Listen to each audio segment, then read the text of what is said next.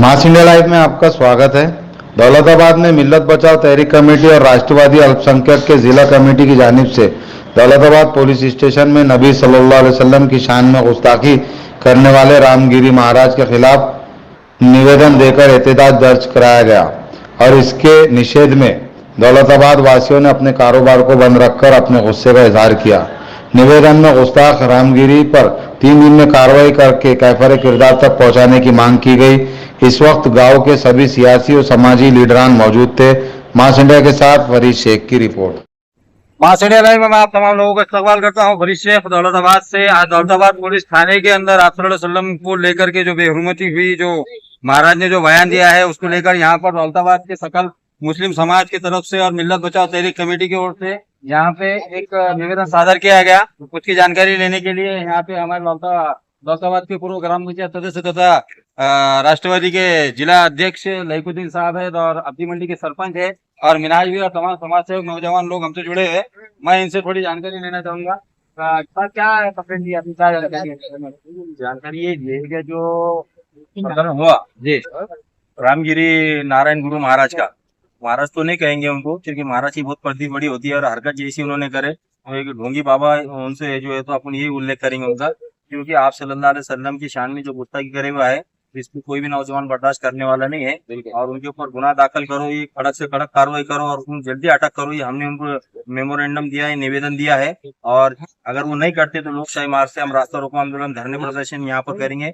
Pi साहब से उस तारीख से बात हुई है। दोनों भी डेलीगेशन मिल्लत बचाओ तहरीक कमेटी का और सकल मुस्लिम समाज की तरफ से उनको दोनों निवेदन गए हैं और उनको समझा के बता दिया गया है कि आप सल्लल्लाहु अलैहि वसल्लम हमारी जान से भी हमको प्यारे हैं। इनके ऊपर अगर कोई जो है तो आरोप लगाएंगे, लांछन लगाएंगे, कदापि हम बर्दाश्त नहीं करेंगे। पुलिस प्रशासन की ओर से आपको कैसा ये किया गया, क्या आश्वासन क्या दिया गया? आश्वासन दिया गया कि हमारे ये सरपंच साबिर खान साहब को ये बताया कि कल ही हम जो है इमीडिएट हमारा कर्विंग लेटर लगा के जो है तो सीपी साहब को देंगे, एक एसपी साहब को देंगे और उसके जरिए से क्या जल्दी से इनके अंदर कार्रवाई हो उसकी जो है तो कार्रवाई करने को लगाई। एक बड़े गुस्से की लहर तमाम कौम के अंदर, मिल्लत के अंदर दिखाई देने लगी है और आने वाले दिनों में देखने लायक ये होगा कि पुलिस प्रशासन की ओर से और सरकार की ओर से ये मामले के अंदर क्या कार्रवाई की जाती है। आगे के अपडेट के लिए हमारी पूरी नजर बनी रहेंगी। मैं मास इंडिया लाइव से फरीद शेख दौलताबाद।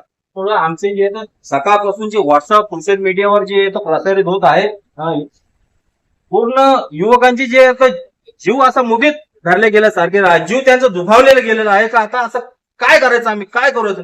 कारण की मोहम्मद सल्लल्लाहु अलैहि वसल्लम जे एवढं असं ताण आहे, आमचे जर प्राण आहुती द्यायची जर म्हणली त्यांच्या नावावर तर आम्ही जे द्यायला तयार आहोत, पण त्यांच्या विरुद्ध जर कोणी असं वक्तव्य बेताल करत असेल ते आम्ही कदापि सहन करणार नाही। त्या ठिकाणी आपल्याला मी जे आवर्जून 3 वेळ त्याच्या सांगतो आणि हिंदू मुस्लिम हिंदू धर्म आहे का? हिंदू धर्माची जे आहे तर शिकवण काय आहे? छत्रपती शिवाजी महाराजांची ज्यावेळेस शिकवण येते त्यावेळेस जे आहे तर शिवाजी महाराजांनी 18 पगड जातीला घेऊन चालले, त्यांचे मुसलमान सर्व सैनिक सरदार होते।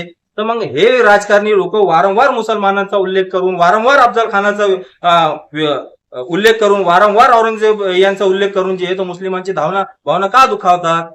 ज्यावेळेस तुम्हाला एक साधारण उदाहरण सांगतो आणि मला सोशल मीडियावर एवढे पण पाहत असाल, माझे हिंदू बंधू पाहत असाल, मी त्यांना म्हणतो ज्यावेळेस अफजल खान जे स्वराज्यावर तारून आला आणि त्याचा पुतळा शिवाजी महाराजांनी पाडला त्यावेळेस त्याचा सरदार, त्याचा सैनिक कोण होता? अंगरक्षक कोण होता?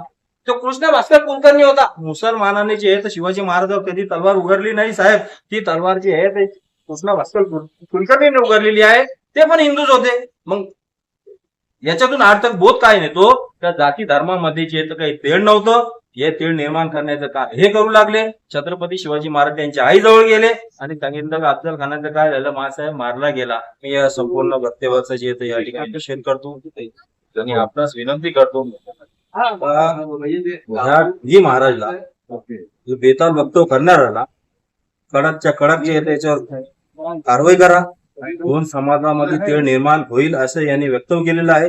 विधानसभाची निवडणुकीच्या पार्श्वभूमीवर हे केलेलं वक्तव्य असं वाटतंय का जणू काही दंगल घडविण्याची पार्श्वभूमी आहे। त्याचा आम्ही जे आहे तर निषेध करतो आणि आपणास विनंती करतो का तात्काळ त्याला अटक नाही केली तर समाजाची भावना खूप दुखावलेली आहे, सर्वजण व्यथित आहे। एक असं होतं का मुस्लिमाचा ज्यावेळेस वेळ येतो त्यावेळेस कायदा आणि प्रशासन एकदम स्ट्रिक्ट करत होतो।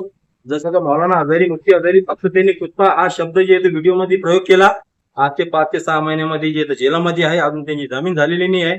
आणि ऊट सूट कोणी पण येतं आणि ते मुसलमानाच्या विरोधात तुम्ही बोला, आम्हाला काही राग येणार नाही. पण मोहम्मद सल्लल्लाहु अलैहि वसल्लम जे आहेत आमचे जे आहेत जीवापेक्षा जे आहेत प्रिय आहे. त्यांचं व्यक्तिमत्व जे आहेत देव आज्ञानुसार त्यांनी केलेलं जीवन आहे आणि त्यांचं जीवन रूप म्हणजे माणसात जाऊन द्या. त्यांनी जनावराला सुद्धा जे त्रास देऊ नये अशी शिकवण दिलेली आहे. त्यांची शिकवण एक साधारण अशी आहे का तुमचा शेजारी जर कोणी जे आहे उपाशी असेल तर तुमचं जे आहे तुम्ही मुमीन नाहीये तोपर्यंत त्याला जेवायला खायला खाऊ घालत नाही. तर जे शिकवण अशी शिकवण देणारे त्याच्या विरुद्ध अशी जे तुम्ही जे अत्याचाराची भाषा आणि ते जगातले आदर्श असणारे व्यक्तिमत्व आहे त्यांना हे महाराज म्हणतात की तुम्ही जे आहे हे असे यांचे जे आहेत आदर्श असणारे आहे तुम्हाला दंगल घडवण्याचं जे काम करायचं आहे. त्यामुळे मुसलमान अत्यंत दुखलेला आहे आणि यापुढे आम्ही जे कोणाच्या जे वक्तव्य बर्दाश्त करून घेणार नाहीये. लोकशाही मार्गाने आपल्याला हे आपण निवेदन सादर करत आहोत. सर्व मुस्लिम समाजाची भावना आहेत. तर आपणास विनंती साहेब का हे जे आपण कारवाई करा आणि शासनाला पाठवा. अटक जर नाही झाली तर मग 2 ते 3 दिवसात आम्हाला लोकशाही मार्गाने मोठं आंदोलन उभा करावं लागेल. निवेदनची कॉपी दिली सव्वीस भारताला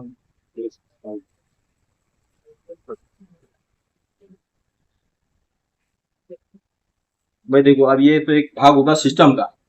अब अपन ने रीच से जैसा